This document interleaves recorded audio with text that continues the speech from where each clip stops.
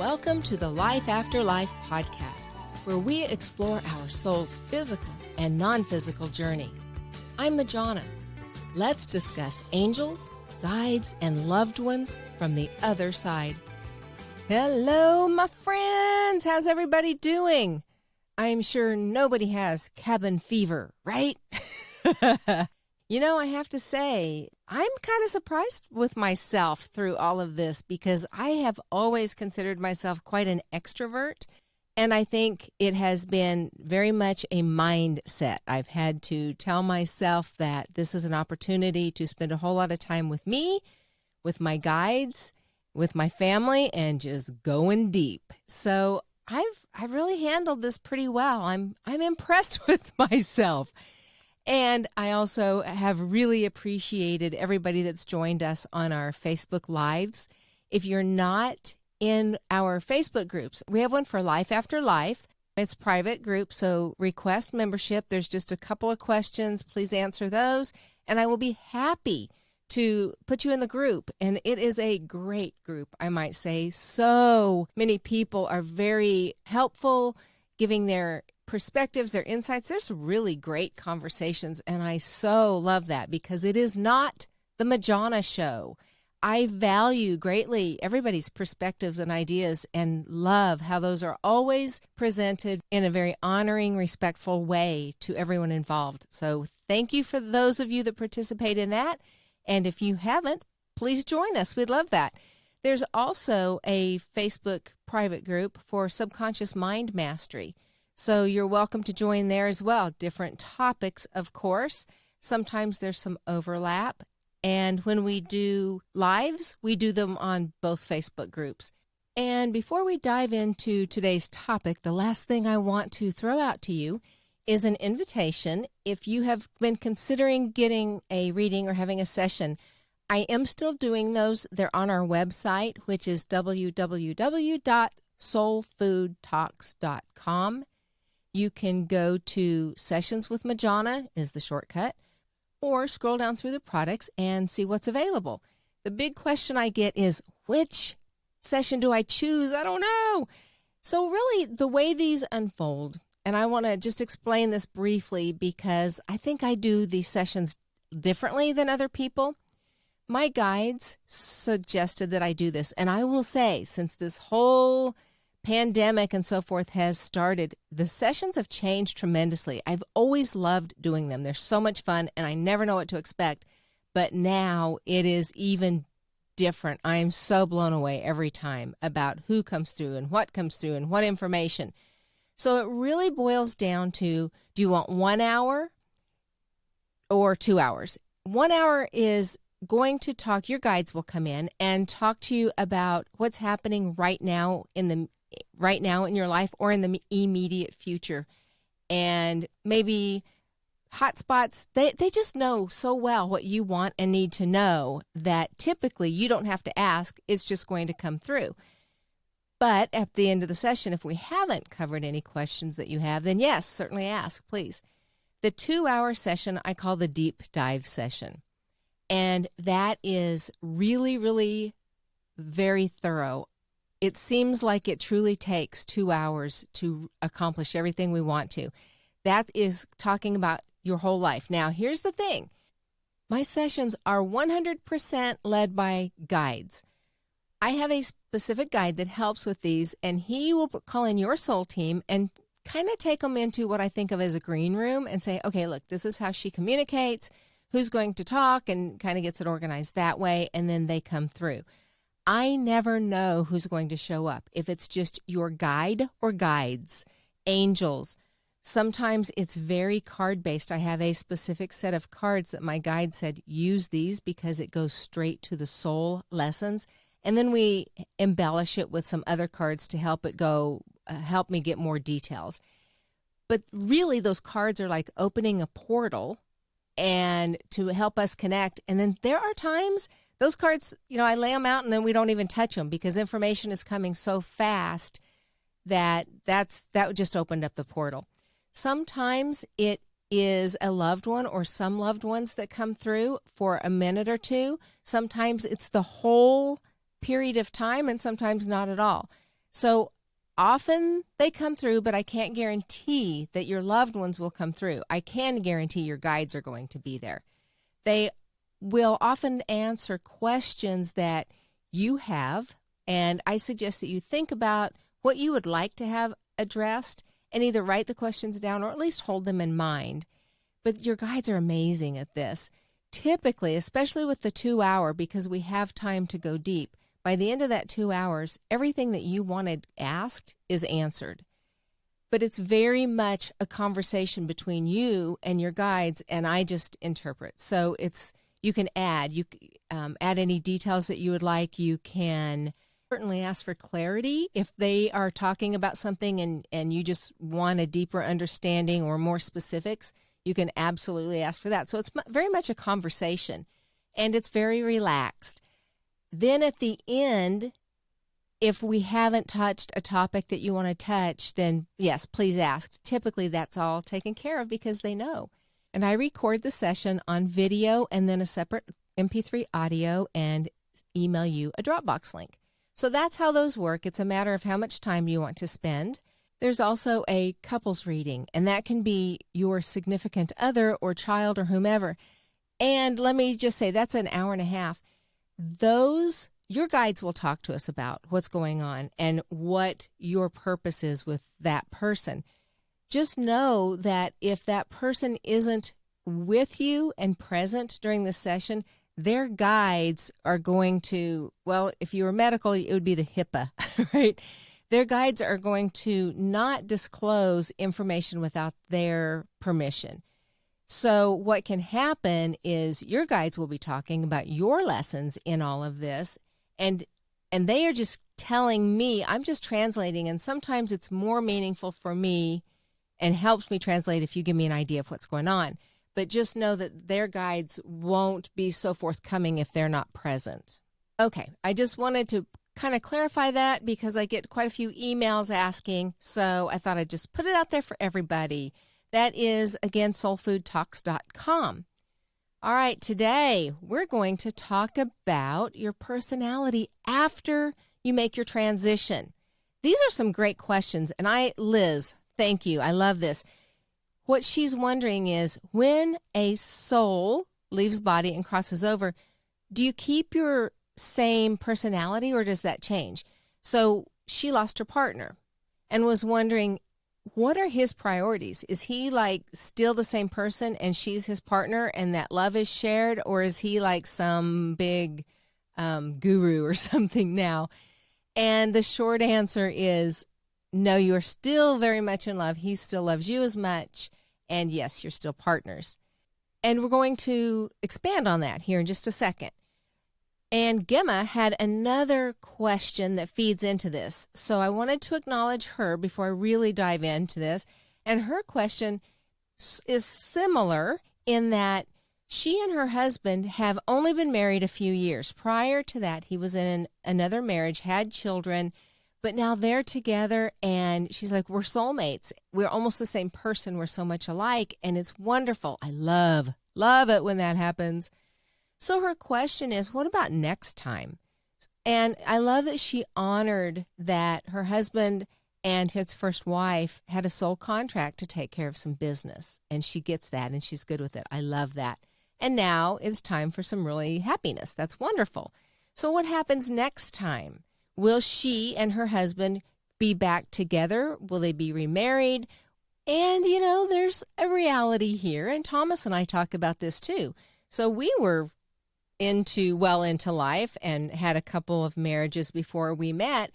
And we've said, you know what? We've paid our dues. Let's see if we can do this. Not that we would remember, but let's just say next time around, we're going to come in and meet each other early on. Maybe high school, maybe college, whatever, but just know and get to spend all those years together and have our kids together. He's got kids, I have kids, but it would be so great just for us to be together and have all of those formative years and, all of that wedded bliss. We would love that. And that's kind of what I'm hearing here from Gemma as well. Is, will we get that next time? Is there any way of knowing? So these two questions, I think, are just terrific. And it all boils down to soul contracts, right? So let's find a beginning point because this is a cycle. So let's say we're going to start with a body, a physical body just died and the soul has left that.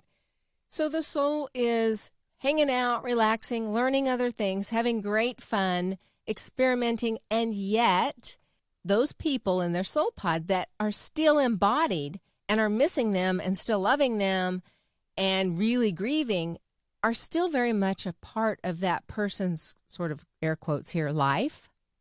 Certainly a part of their soul pod, even though they're still existing but in a different form. So they are still very, very present with you. This is something, gosh, it's so hard to explain it, but the truth is there's no here and there. There just is. We just all share space. It's just that when we come into human form, we agree to play by these rules that most of the time we don't see what's happening and we think of it as here and there.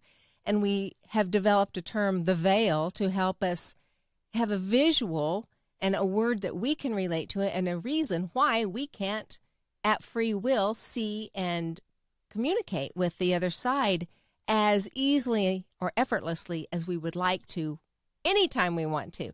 Part of that reason is our earth agreement that we came here to have experiences, and if we had that constant connection, that might prevent us from having the depth of some of the experiences and feelings that we want to have. And yet, we all, I firmly believe, come in as babies and small children and have these abilities and memories. They just fade over time, and our culture teaches us that they aren't real anyway. So why do some people have the ability and some don't? Some people make that decision. You actually make the decision before you come into this lifetime as to how much communication you want to be able to get from the other side. And there are some people that I know you know in your life, because some of you email me and you're like, oh, this is so frustrating. You know, my significant other or somebody in my family refuses to believe any of this is possible. But I think, it resonates with me. Well, because it's very possible that when you're disincarnate and preparing for this new lifetime, you say, I want to be completely immersed in the human earth experience, and I don't want to remember any of this wonderful unconditional love and freedom and the whole realm that we have up here, because I want to be fully present there and really dig in and experience everything from a different perspective. And then some people come in with very attuned gifts to communicate with the other side. And then there's everything in between, right?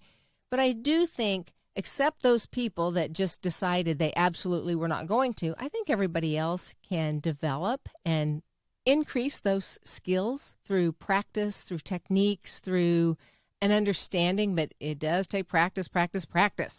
Those people that just can't because they came down here to be fully immersed are the ones that wouldn't want to anyway. And no matter how much you try to talk them into it or twist their arm, they're not going to be interested because that's not their path.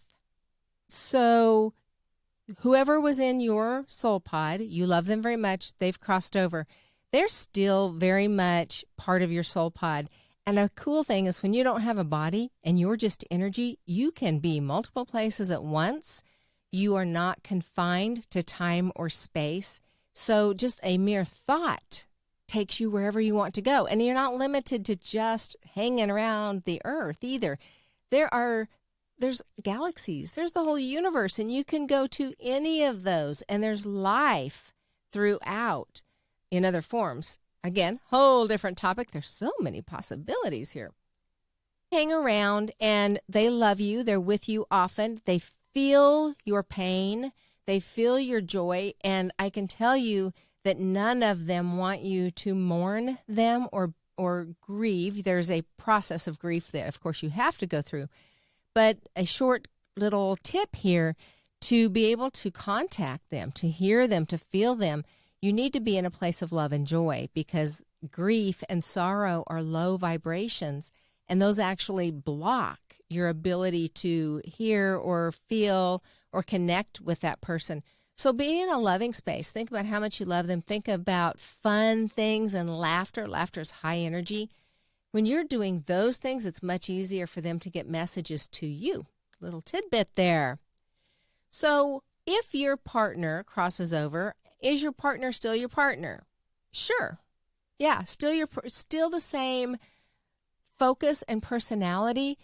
And I say personality in that some of that stuff is released because now they have a bigger perspective. They're not going to hold grudges. Maybe when they first cross over and they're still very connected to the density, it might be there. But once they're over for a while, they really shed the density and get the whole picture. They see the things that we can't see and the reasons that things need to be the way they are. So they do shift in that manner. Can completely relate to you and want to, and they do. All right? They don't suddenly become some out-of-touch guru that's looking down at you like some peon. That connection will always be there. They love you. You love them. You're the soul team. You're in this stuff together for eternity. That's the beauty of it.